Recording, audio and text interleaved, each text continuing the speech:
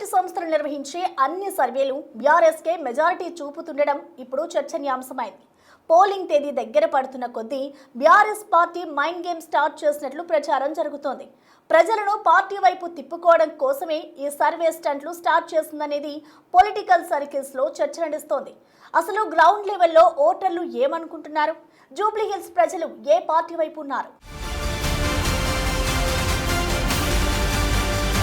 గత అసెంబ్లీ ఎన్నికల్లో ప్రజల మౌత్ టాక్ బీఆర్ఎస్ పార్టీని దెబ్బతీసింది. అప్పుడు కాంగ్రెస్ గెలుస్తుందనే ప్రచారం జరగటం, బీఆర్ఎస్ ప్రజల అంచనాలను అందుకోకపోవడంతో గ్రామీణ ప్రాంతాల్లో ఓటమికి కారణమైందనే చర్చ నడుస్తోంది. అయితే దాన్ని దృష్టిలో ఉంచుకుని బీఆర్ఎస్ జూబ్లీహిల్స్ ఉప ఎన్నికల్లో గెలుపు కోసం మౌత్ టాక్ ను స్టార్ట్ చేసినట్లు ప్రచారం జరుగుతోంది. జూబ్లీహిల్స్ నియోజకవర్గంలో ఎక్కువగా స్లమ్ ఏరియాలు ఉండడంతో అక్కడి ప్రజలను ఆకట్టుకునేందుకు ప్లాన్ చేసినట్లు సమాచారం.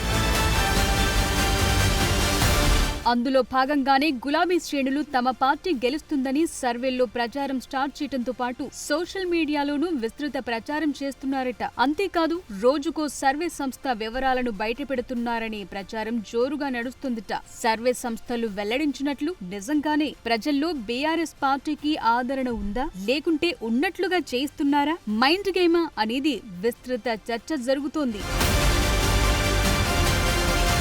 ఇదిలా ఉంటే గత అసెంబ్లీ ఎన్నికల్లోనూ బీఆర్ఎస్ గెలుపుపై ఆశలు పెట్టుకుంది. కొన్ని సర్వేలతో పాటు ప్రభుత్వానికి సంబంధించిన నిఘా సంస్థలు సైతం గులాబీ పార్టీ గెలుస్తుందని రిపోర్ట్స్ ఇచ్చాయి. అయితే అంచనాలు తలకిందులయ్యాయి. బీఆర్ఎస్ పార్టీ సైతం నారాజైన పరిస్థితి. ఇప్పుడు కొన్ని ప్రైవేట్ సర్వేలు మళ్లీ బీఆర్ఎస్ కు గ్రౌండ్ మంచిగా ఉందని, అధికార కాంగ్రెస్ కంటే మెజార్టీలో ఉందని ప్రచారం స్టార్ట్ చేశాయి. ఇది బీఆర్ఎస్ స్ట్రాటజీతో చేయిస్తుందనే విమర్శలు వెల్లువెత్తుతున్నాయి. కాంగ్రెస్ నాయకులు మాత్రం సర్వేలు నమ్మొద్దని, బీఆర్ఎస్ పార్టీ అనుకూలంగా సర్వేలు చేయిస్తుందని మండిపడుతున్నారట. ఇది రాజకీయ అస్త్రంలో భాగమని పలువురు అభిప్రాయపడుతున్నారు. ఒక్క సర్వే కాదు, మున్ముందు వచ్చే సర్వేల్లో బీఆర్ఎస్ గెలుపు అని తేలుతుందని గతంలో కేటీఆర్ వ్యాఖ్యలు చేసినట్లుగాని సర్వే సంస్థలన్నీ బీఆర్ఎస్ కు అనుకూలంగా పేర్కొనటం ఇప్పుడు హాట్ టాపిక్ గా మారింది. పోలింగ్ కు గడువు దగ్గర పడుతున్న కొద్దీ జూబ్లీహిల్స్ ఉప ఎన్నికలో ప్రచారం హోరెత్తిపోతోంది. ఓటర్లను ప్రసన్నం చేసుకునేందుకు ముఖ్య నేతల రోడ్ షోలు, కార్నర్ మీటింగ్లు నిర్వహిస్తున్నారు.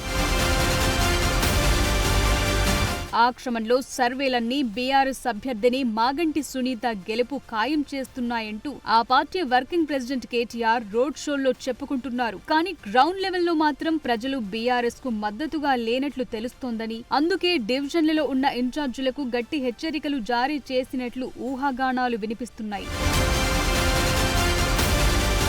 పైకి గంభీరంగా కనిపిస్తూనే లోపల ఓటమి భయంతో ఉన్నట్లుగా బీఆర్ఎస్ పార్టీలో అంతర్గతంగా చర్చ సాగుతోంది. మరోపక్క కాంగ్రెస్ నాయకులు మాత్రం బీఆర్ఎస్ తమ సోషల్ మీడియాలో కాంగ్రెస్ పార్టీ మీద నిరాధార ఆరోపణలు చేస్తూ డబ్బులిచ్చి సూడో సర్వేలు చేస్తుందంటూ మాట్లాడుతున్నారు. బీఆర్ఎస్ హయాంలో గత 10 ఏళ్లుగా జూబ్లీహిల్స్ ప్రజలకు చేసిందేం లేదంటూ అధికార కాంగ్రెస్ ఆరోపిస్తోంది. కానీ బీఆర్ఎస్ అభ్యర్థి మాగంటి సునీత మాత్రం జూబ్లీహిల్స్ ప్రజలకు మంచి చేసినందుకే గోపీనాథ్ ను 3 సార్లు గెలిపించారని ప్రచారంలో పదే పదే గుర్తు చేస్తున్నారు. కేసీఆర్ అమలు చేసిన పథకాలు, గోపీనాథ్ మంచి పనుల వల్లే ప్రజలు తమ వైపున్నారని, ఈ ఉప ఎన్నికల్లో ఇవే తన విజయానికి కారణమవుతాయని ధీమా వ్యక్తం చేస్తున్నారు. కేసీఆర్ గారు ఇచ్చిన పథకాలు, మాగంటి గారు చేసిన అభివృద్ధి తప్పకుండా బీఆర్ఎస్ పార్టీని గెలిపిస్తుంది.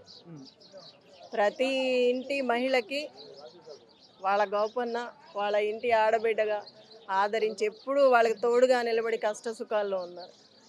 ఈరోజు ఈ కష్టకాలంలో వాళ్ళ ఇంటి ఆడబిడ్డగా నన్ను ఆదరించి స్వీకరిస్తారు. 3 సార్లు ప్రజలే గెలిపించుకున్నారు వాళ్ళ గోపన్ని. ఎంత అభివృద్ధి చేస్తే గెలిపించుకుంటారు?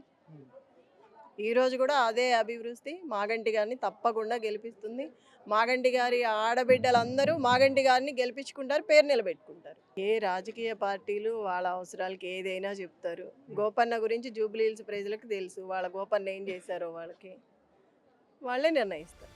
డివిజన్ల వారీగా బీఆర్ఎస్ చేసిన సర్వేల్లో ప్రజల నుంచి తమ అభ్యర్థికి మద్దతు లేదని కేటీఆర్ ఓ అంతర్గత మీటింగ్ లో ప్రస్తావించినట్లు తెలుస్తోంది. క్షేత్రస్థాయిలో నాయకుల మధ్య సమన్వయం లేకపోవటం ఇందుకు కారణంగా కనిపిస్తోందని రాజకీయ వర్గాల్లో చర్చ నడుస్తోంది. మొత్తానికి బీఆర్ఎస్ లో సర్వేల సంఘర్షణ కొనసాగుతోంది. ఈ ఉప ఎన్నికలో బీఆర్ఎస్ విజయం సాధిస్తే ఆ ప్రభావం రానున్న జీహెచ్ఎంసీ, అసెంబ్లీ ఎన్నికలపై కూడా పడే అవకాశముందని, అందుకే కేటీఆర్ వాస్తవ దూరమైన ఈ సర్వేలు చేయిస్తున్నారంటున్నారు.